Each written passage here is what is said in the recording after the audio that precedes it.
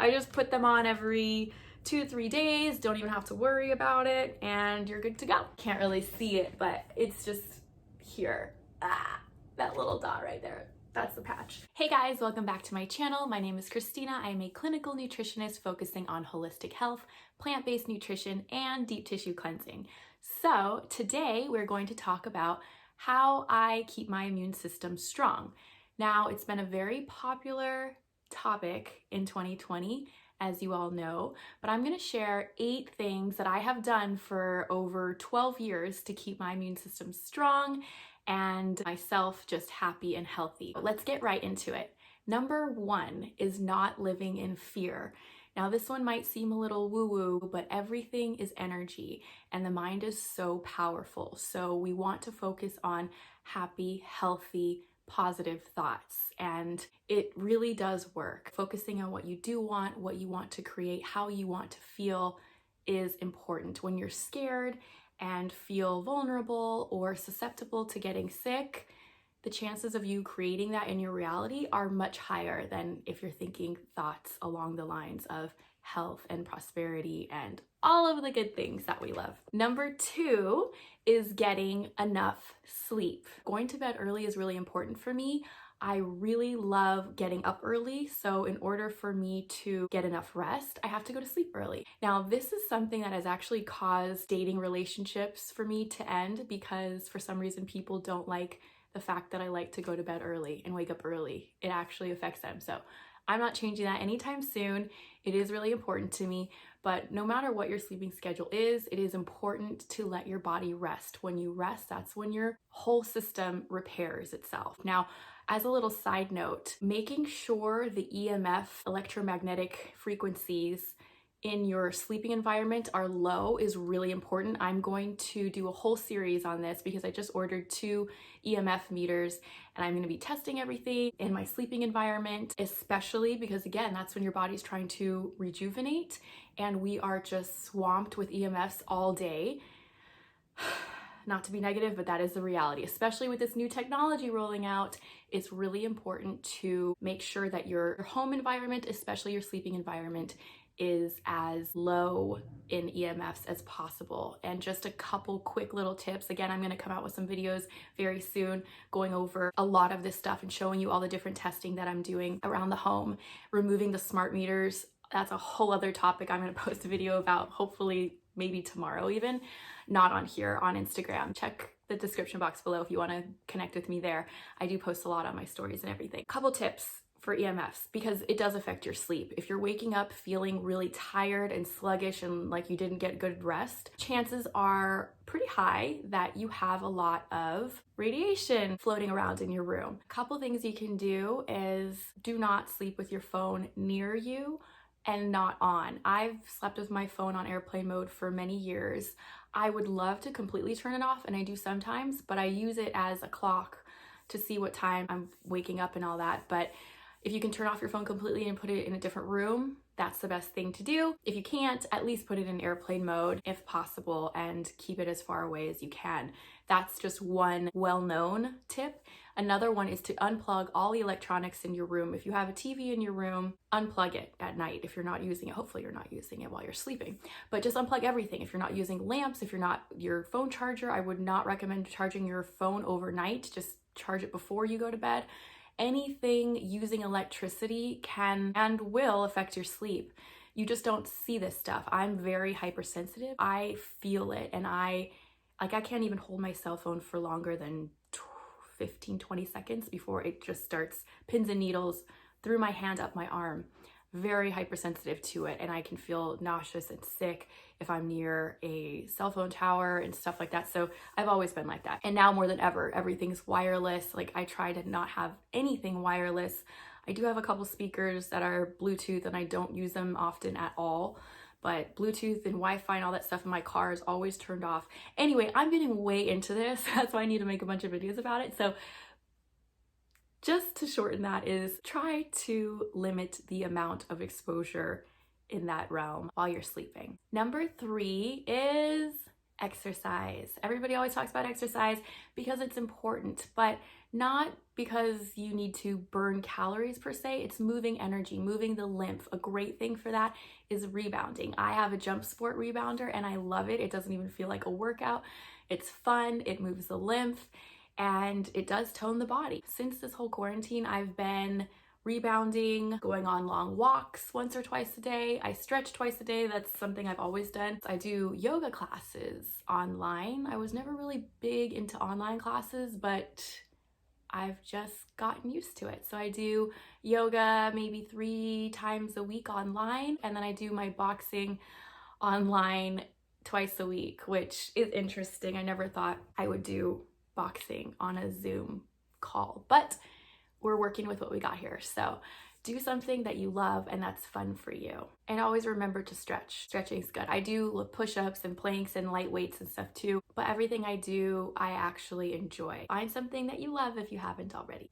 Number 4 is getting fresh air and vitamin D. So sunshine, getting outside for 20 minutes, soaking up some sun if you can, that will really help build your immune system. If you don't have access to a balcony or somewhere where you can go lie out, I have vitamin D3. This one's by Vivo Life that I take. Any vitamin D3 that you find works. There's a few other ones I've taken in the past that seem to work. And I also have the vitamin D patches by this company, Living Nutritionals. You just put the patch anywhere on your body that doesn't have hair. I mean, there are some parts of the body that are better than others. You just put this on your body and you get a nice little dose of vitamin D3. I also have them in B12. That's an option, but sunshine and fresh air are your best bets. Number 5 is supplements. I could make a whole separate video about these, but I'll just go through it. I'm not gonna really go into what they each do. I have in previous videos, but I'm just going to go through the ones I take to build my immune system. So all of them help with immunity and overall health. This green formula, this one's by Marcus Rothkranz. It's really good. I have green juice that I make every single day, but this stuff just is so potent and so good. Really great quality stuff. I am not affiliated with him. I'm not sponsored by him. I don't make any money off of his products. I just think they're really good. I'll show you some other products of his that I have here, but yeah, it has chlorella, kale, burdock root, monk fruit, arugula leaf, like 20 plus things on here that are just really good. I'll mix this with his vitamin C formula. This is a powder and it tastes really good too. Highest quality stuff. You can take vitamin C in pill form, which I have done in the past, but I really like these. I'll just mix them together with water or put them in a smoothie. If you don't want the Marcus Rothkranz one, another one I've used is called Vitamineral Green by Health Force Nutritionals. That one's really good too. And you can just put that into your smoothies and it gives you a really nice dark green dose of goodness for the day. All right, next up we have zinc and selenium. This one's by Dr. Mercola. This actually has zinc and selenium, and this is by Solgar, just zinc. You can get whatever company you feel is high quality. These two I use every day. Really good. Everybody knows that zinc and selenium, well, maybe not everybody, but now you know those two things along with vitamin C are really good for you. Something that a lot of people aren't aware of, iodine. You can find them in seaweeds and some other foods, but our soil is very depleted. So iodine is really important to take. This book, actually, I read The Iodine Crisis, made me realize how deficient we are in iodine and how detrimental it is to our health. Take iodine, read this book if you want. If you don't want to read the book, the short version is find a good supplement. This one's by J. Crows. I find that it's just a high quality, really good iodine. Like I told you guys before when I was talking about the vitamin D3 patches, vitamin B12 patches, I actually have one on my ankle right now. You can't really see it, but it's just here. That little dot right there, that's the patch. I just put them on every 2 to 3 days, don't even have to worry about it, and you're good to go. Another couple powders that I have by Marcus Rothkranz are his liver and kidney formula. I just find that the world that we live in is so polluted, unfortunately, these days, that these really help just give those vital organs a nice boost. Detoxing liver and kidneys, very important. I take those not every day, I probably should, but I do put them in smoothies because they are very bitter. Look into that. I used to take the Health Force Nutritionals liver support pills, but this stuff, again, so high quality, really good for you. A little hard to take down, but if you put it in a smoothie, it's all good. Next up, we have grapefruit seed extract. I talked about this in my last video. Kept me healthy in India. Did not have any vaccinations or anything when I went there and was totally healthy. I put this in water, really good. Antimicrobial, bomb. Highly suggest. Also, this is omega-3 DHA, healthy brain oils. This is a vegan form from algae. And I take this every day with my fat source. So if I'm having an avocado or anything with fat in it, I take my healthy brain oil. Last thing I want to mention is probiotics. I'll link a couple in the description box below that I've taken in the past that were good, but I do prefer probiotics in the fermented food form. I recently discovered Harmless Harvest coconut yogurt drink that has probiotics in it. So I take that, or I'll use a fermented sauerkraut or kimchi in my salads, and they're just really potent natural sources of probiotics. Look in the refrigerated section. You don't want to get anything that's on the shelf, or those just, no.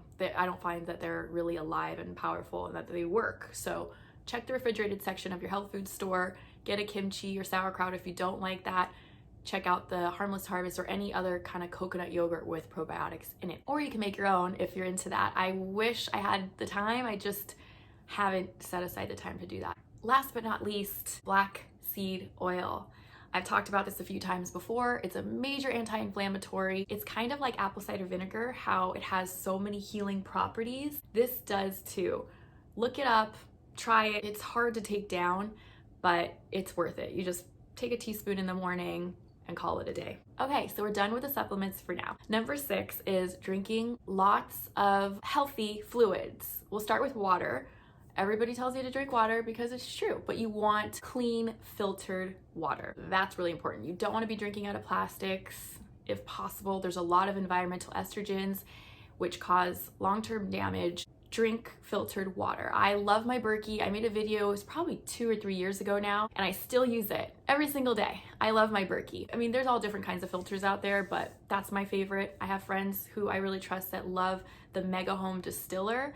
I don't personally drink distilled water. I'm not against it. I just really like the quality of water from my Berkey. So I drink about a gallon of water a day. You can add lemon to it or mint or whatever. Make sure to get your water in. Like I said before, fresh pressed green juice is really important for the immune system and just overall health.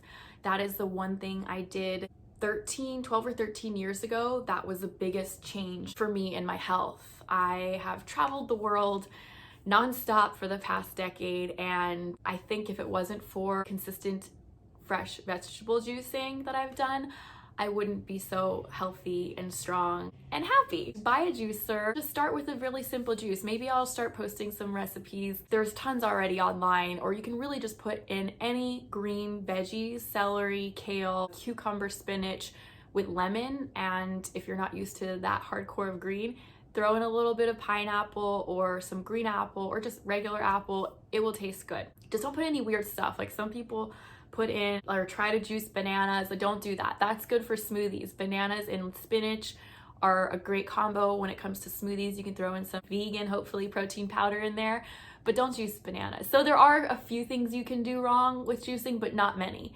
Look up recipes on YouTube if you're unfamiliar. You should be good.